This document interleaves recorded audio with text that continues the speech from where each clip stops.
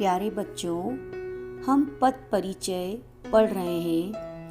पद हमने जाना क्या होता है। शब्द स्वतंत्र होता है और वही शब्द जब वाक्य में प्रयुक्त होकर व्याकरणिक नियमों से बंध जाता है तब वह पद कहलाता है। हमने संज्ञा के पद परिचय के बारे में पढ़ा, हमने सर्वनाम का पद परिचय पढ़ा। अब हम विकारी शब्दों के पद परिचय के अंतर्गत विशेषण शब्द का पद परिचय पढ़ेंगे। सबसे पहले विशेषण किसे कहते हैं?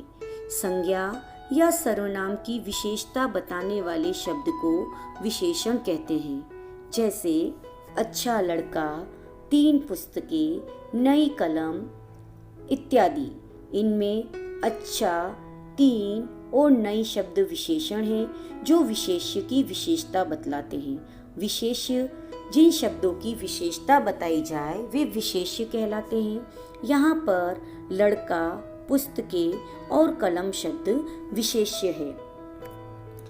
विशेषण शब्द का पद परिचय देते समय निम्न बातों का उल्लेख करना अनिवार्य होता है। पहला, वो विशेषण का भेद क्या है। दूसरा, यदि वो गुणवाचक विशेषण है तो उसकी अवस्था कौन सी है। तीसरा, लिंग, वचन। चौथा, विशेष्य के साथ उसका क्या संबंध है। ये बातें हम विशेषण के पद परिचय के अंतर्गत बताएंगे। विशेषण का लिंग वचन हमेशा विशेष्य पर आधारित होता है। जो विशेष्य का लिंग वचन होगा वही विशेषण का लिंग वचन होगा। विशेषण 4 प्रकार के होते हैं। पहला, गुणवाचक विशेषण। दूसरा, संख्यावाचक विशेषण। तीसरा होता है परिमाणवाचक विशेषण तथा चौथा सार्वनामिक विशेषण। पहला, गुणवाचक विशेषण। जिस शब्द से संज्ञा या सर्वनाम के गुण, रूप, रंग आदि का बोध होता है उसे गुणवाचक विशेषण कहते हैं। जैसे बगीचे में सुंदर फूल है, यहाँ पर फूलों की विशेषता है सुंदर, गुण बताया गया है तो ये गुणवाचक विशेषण सुंदर है। धर्मपुर स्वच्छ नगर है तो स्वच्छ यहाँ पर गुणवाचक विशेषण है। स्वर्ग वाहिनी गंदी नदी है, गंदी यहाँ पर गुणवाचक विशेषण है। स्वस्थ बच्चे खेल रहे हैं, यहाँ पर स्वस्थ गुणवाचक विशेषण है। विशेषण का दूसरा भेद है संख्यावाचक विशेषण। जिस विशेषण से संज्ञा या सर्वनाम की संख्या का बोध होता है उसे संख्यावाचक विशेषण कहते हैं। जैसे कक्षा में 40 विद्यार्थी उपस्थित थे, यहाँ पर विद्यार्थियों की संख्या बताई गई है इसलिए 40 संख्यावाचक विशेषण है। दोनों भाइयों में बड़ा प्रेम है, 2 भाई बताए गए हैं तो भाइयों विशेष्य की विशेषता है, यहाँ पर संख्यावाचक विशेषण है। उनकी दूसरी लड़की की शादी है, यहाँ पे दूसरी शब्द संख्यावाचक विशेषण के अंतर्गत आएगा। संख्यावाचक विशेषण भी 2 प्रकार के होते हैं। पहला, निश्चित संख्यावाचक विशेषण। दूसरा, अनिश्चित संख्यावाचक विशेषण।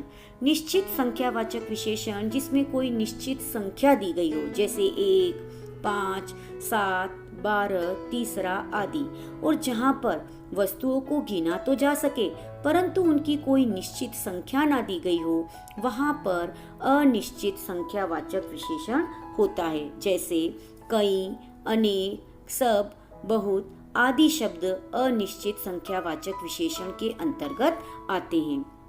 विशेषण का अगला भेद है परिमाणवाचक विशेषण। जिस विशेषण से किसी वस्तु की नाप तोल का बोध होता है उसे परिमाण बोधक विशेषण कहते हैं। जैसे मुझे 2 मीटर कपड़ा दो, 2 मीटर यहाँ पे कपड़े का नाप है इसलिए यहाँ पर परिमाणवाचक विशेषण है। उसे 1 किलो चीनी चाहिए, तोल के देनी है, तोल है इसलिए 1 किलो यहाँ पर परिमाणवाचक विशेषण है। बीमार को थोड़ा पानी देना चाहिए, यहाँ पर थोड़ा शब्द क्योंकि पानी को गिना नहीं जा सकता, नाप तोल किया जाता है इसलिए यहाँ पर भी परिमाणवाचक विशेषण है। इस तरह से उपयुक्त वाक्यों में 2 मीटर, 1 किलो तथा थोड़ा शब्द परिमाण बोधक विशेषण है। ये भी दो प्रकार के होते हैं, निश्चित परिमाण बोधक और अनिश्चित परिमाण बोधक। जैसे 2 सेर गेहूँ, 5 मीटर कपड़ा, 1 लीटर दूध, इसमें एक निश्चित मात्रा दी गई है, इसलिए ये निश्चित परिमाण बोधक विशेषण के अंतर्गत आएंगे। दूसरा अनिश्चित, जैसे थोड़ा पानी, अधिक काम, कुछ परिश्रम, इनमें मात्रा निश्चित नहीं है, इसलिए ये अनिश्चित परिमाण बोधक विशेषण के अंतर्गत आएंगे। परिमाण बोधक विशेषण अधिकतर भाववाचक, द्रव्यवाचक और समूहवाचक संज्ञाओं के साथ आते हैं।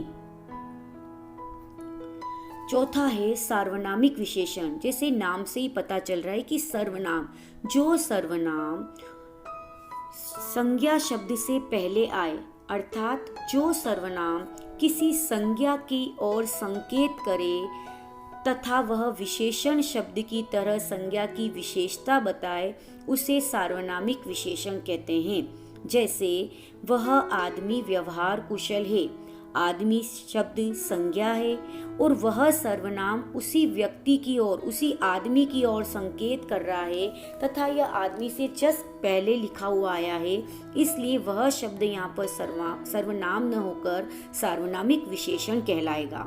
कौन छात्र मेरा काम करेगा, छात्र संज्ञा शब्द है, कौन प्रश्नवाचक सर्वनाम है जो छात्र की तरफ संकेत कर रहा है, ये शब्द छात्र के लिए आया है और छात्र से बिल्कुल पहले आया है, इसलिए कौन शब्द यहाँ पर सर्वनाम न होकर सार्वनामिक विशेषण कहलाएगा।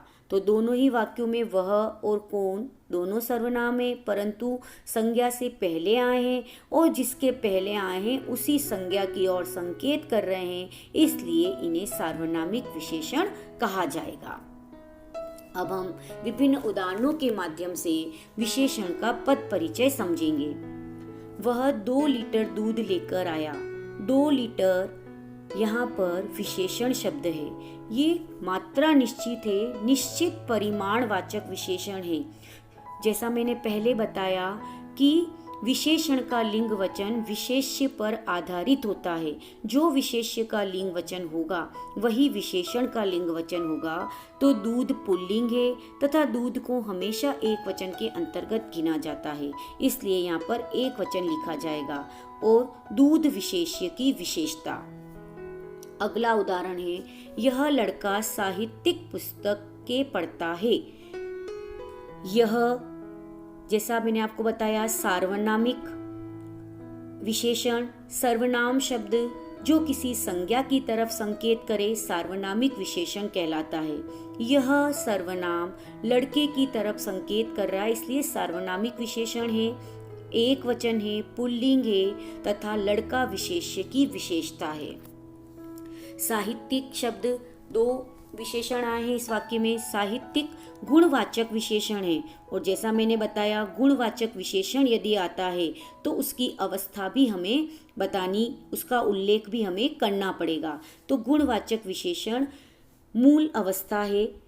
अवस्थाएं 3 प्रकार की होती है, मूलावस्था, उत्तरावस्था तथा उत्तमावस्था। इंग्लिश में भी आप अलग अलग डिग्रीज पढ़ते हो, पॉजिटिव डिग्री, कंपैरेटिव डिग्री और सुपरलेटिव डिग्री। तो पॉजिटिव डिग्री को ही मूलावस्था कहा जाता है। बहुवचन है, स्त्रीलिंग है, पुस्तकें हैं और पुस्तकें विशेष्य की विशेषता है। अगला उदाहरण है, यह छात्र चतुर है। यह सार्वनामिक विशेषण है, वापस एक वचन है, पुल्लिंग है तथा छात्र विशेष्य की विशेषता है। चतुर, ये गुणवाचक विशेषण है। यहाँ पर भी चतुर, क्योंकि ये मूलावस्था में इसलिए है क्योंकि यहाँ पर न तो किसी से तुलना की गई है, न ही श्रेष्ठ बताया गया है, उसके एक गुण को बताया गया है। यदि किसी से तुलना की जाती तो वह उत्तरावस्था होती और सबसे श्रेष्ठ बताया जाता तो उत्तमावस्था होती। क्योंकि यह छात्र चतुर है तो सिर्फ उसका एक गुण बताया गया है, इसलिए यहाँ पर गुणवाचक विशेषण की मूलावस्था है, एक वचन है, पुल्लिंग है तथा छात्र विशेष्य की विशेषता है। अगला उदाहरण देखिए, सज्जन मनुष्य बहुत बातें नहीं करते। सज्जन और बहुत, यहाँ पर दो विशेषण आए हैं। सज्जन शब्द भी गुणवाचक विशेषण है, इसकी भी मूलावस्था है। बहुवचन है, पुल्लिंग है तथा मनुष्य विशेष्य की विशेषता है। बहुत ये अनिश्चित संख्यावाचक विशेषण है। कितनी बातें यहाँ पर नहीं बताया गया है, मात्रा निश्चित नहीं है, इसलिए यहाँ पर अनिश्चित संख्यावाचक विशेषण है। बातें बहुवचन है, बात स्त्रीलिंग के अंतर्गत आता है, इसलिए बहुत का लिंग भी स्त्रीलिंग होगा। और बातें विशेष्य की विशेषता। अगला उदाहरण है, वह सर्वोच्च शिखर पर चढ़ गया। सर्वोच्च अर्थात सबसे ऊंचा, गुणवाचक विशेषण है किंतु सबसे ऊंचा बताया गया है, इसलिए यहाँ पर गुणवाचक विशेषण की उत्तमावस्था है। शिखर एक वचन है तो सर्वोच्च भी एक वचन के अंतर्गत आएगा। पुल्लिंग और शिखर विशेष्य की विशेषता। अगला उदाहरण है, उमा रमा से मधुर गीत गाती है। मधुर गीत की विशेषता है यहाँ पर, तो मधुर यहाँ पर गुणवाचक विशेषण है, क्योंकि यहाँ पर कंपैरिजन किया गया है, अंतर किया गया है दो के बीच में, इसलिए यहाँ पर गुणवाचक विशेषण की उत्तरावस्था है। एक वचन है, पुल्लिंग है तथा गीत विशेष्य की विशेषता है। इस तरह से हमने विभिन्न उदाहरण कर ये समझा कि किस तरह से विशेषण का पद परिचय दिया जाता है, विशेषण का पद परिचय देते समय किन बातों का उल्लेख किया जाता है। अगली कक्षा में हम क्रिया का पद परिचय पढ़ेंगे। तब तक आप संज्ञा, सर्वनाम व विशेषण के पद परिचय का अभ्यास कीजिए। धन्यवाद।